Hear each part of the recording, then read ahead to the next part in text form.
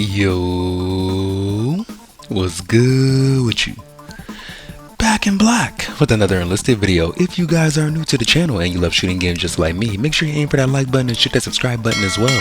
It'll help you find better teammates and improve skill-based matchmaking. At least I hope so. In this video, we're going to be comparing and ranking all the rifles in the BR4 category for the German faction in Enlisted. Let's go ahead and get right into it.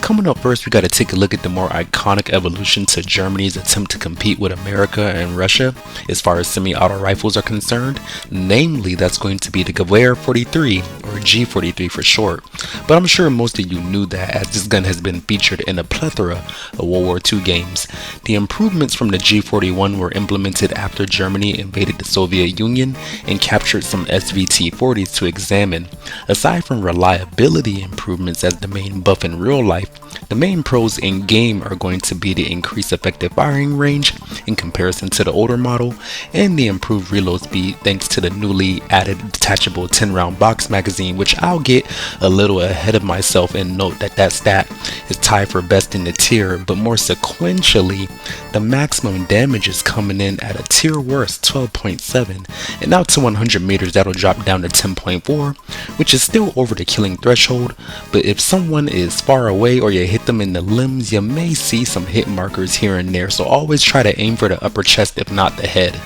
Bullet velocity is tied across both competitors at 750 meters per second, which is pretty good. There shouldn't be much any shot leading required in any situation you encounter unless you're trying to snipe with iron sights like Simo Hauha or something like that. Keeping information with our last stat, the rate of fire is also tied across the board for both competitors at 320 rounds per minute, which is pretty in line with any other semi-auto in the game, so nothing really stand out to talk about there in that regard. You'll typically want to pace your shots with this weapon archetype anyways for anything outside point blank range to limit your shot deviation from being a hinder as much as possible when it comes to hitting your target. That said, the G43 is the more spammable of the two rifles we'll be talking about today at a tier best shot deviation of 26, and thanks to the handy dandy box magazine, you will definitely be able to get a lot of shots downrange with a reload time of 2.3 seconds, which admittedly is the worst reload time in the competition, but only by a smidge. In terms of controllability, the vertical recoil is coming in at a stat of 110,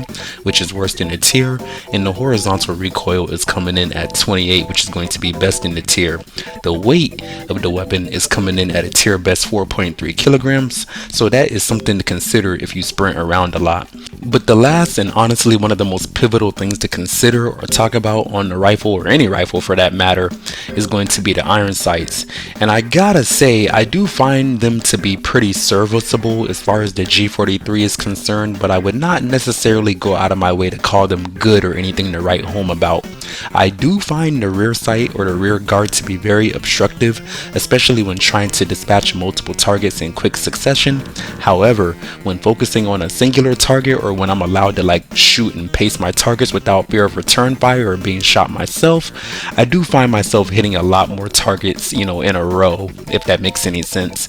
But honestly speaking, how often are you in a situation where you're not in danger or have a high chance of getting shot in return, especially when you shoot, the AI just automatically lock onto you? So again, I would say that's not necessarily something that you're going to be running into very often in Enlisted, as far as having the ability to shoot as slow as you want without having a chance of getting shot yourself. So do keep that in mind as well.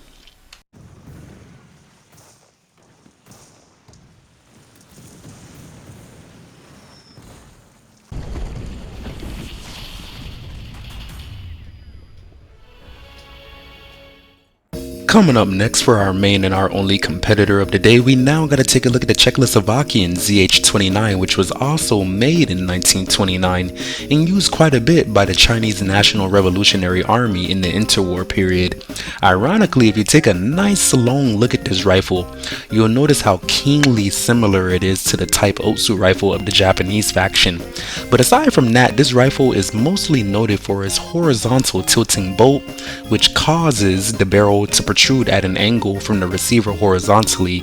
giving it a kind of busted or janky look, But don't worry, to compensate for that, we are getting a best in tier max damage at 13.2, and out to 100 meters that'll drop down to 10.8, so a little more stopping power on this one, even though it'll basically be negligible as far as whether you'll actually notice that damage in game or not. Muzzle velocity is the same at 750 meters per second, and the fire rate is also the same at 320 rounds per minute, like I said earlier. But in terms of reload speed, we do have the slight edge here at a tier best 2.1 seconds, which is outstanding for a base stat. But moving on from there, unfortunately, something you hate to see on a rifle is a higher shot deviation at a tier worst 30, which negates you trying to, take advantage of the fire rate outside of close range engagements, which I would say is a point that I would have to come back to later. But the recoil is basically doing the inverse of the G43, but to a larger degree,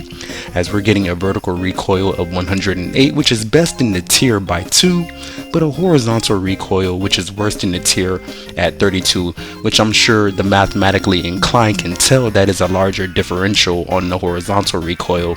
Of course, since the G43 is the lightest rifle in the tier, this ZH29 is going to be the heaviest at 4.5 kilograms. And when it comes to the iron sights, I would say these are easily worst in the tier compared to the G43, as the rear sight is even more bulky on this one. And as far as the front post is concerned, it has this little rhombus triangle tip combo that honestly kinda throws me off very often, I'm not gonna lie.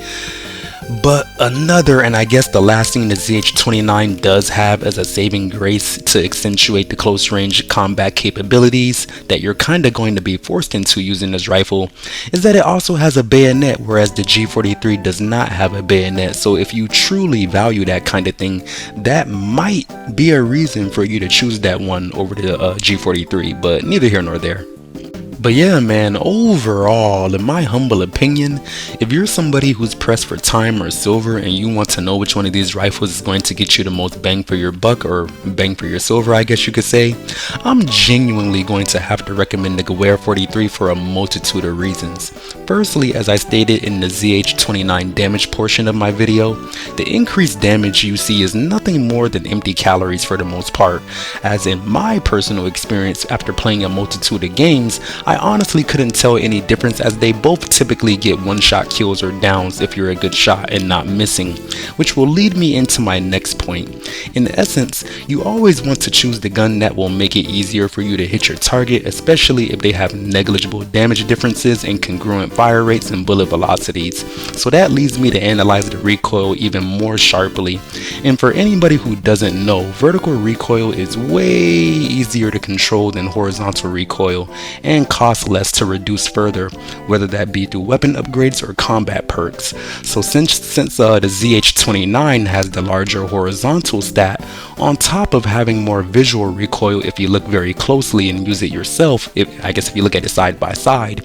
that easily should be another point steering you towards the G43. This goes without me even mentioning again that the shot deviation is lower on the G43 as well, which means you are more likely to get quickly paced shots on target at range, and that means a lot to me, especially when using a rifle.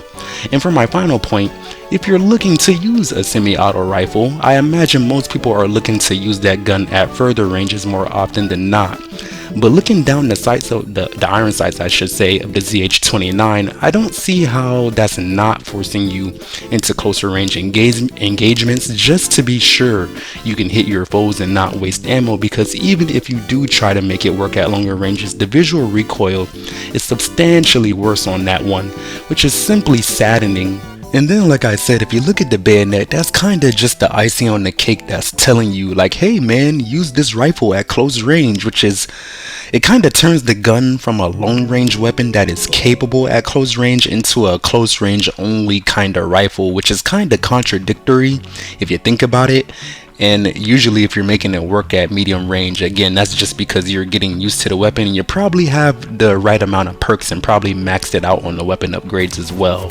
Whereas with the G43, I feel way more comfortable using that gun at medium and further ranges by comparison. And I can say that, that's probably the more valuable thing to me when it comes to using a rifle, the versatility, for lack of better words. Even if I don't have a bayonet, I can still spam 10 bullets out my magazine, and 9 times out of 10, or honestly 10 times out of 10, you're not running into a squad that has more than 9 people. So if you're a good shot, then you probably won't end up needing the bayonet, or at the very least you got 2 seconds on the reload if you're round down, so that should be enough to suffice at the end of the day.